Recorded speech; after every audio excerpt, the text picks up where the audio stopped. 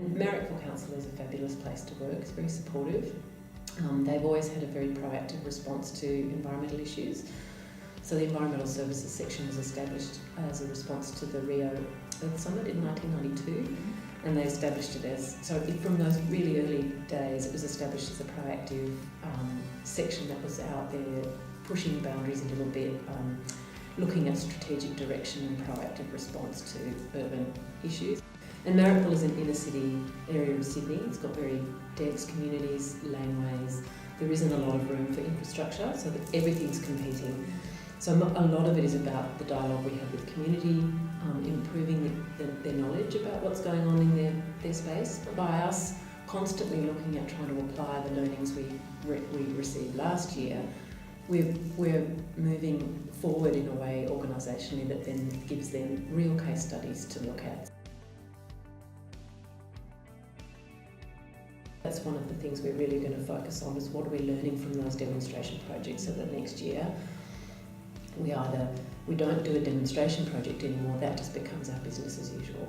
So there's a big focus on the third stream is thinking about how do we change the way we work from business as usual to a new way, and what does it look like, and how do we make them relevant. And the way that I think we do that is through managing by place, so that not all things are going to be relevant to all places, so you find out what's the most important things for this place. And so we're in the process now of using a local place planning approach to integrate all our works. And I've observed that in our organisation, we've got highly capable people across the organisation, but who don't know how, or don't feel they've got the authority to operate outside their stream. So there's a question around leadership, around being able to collaborate, being able to think broadly and critically about complex urban problems.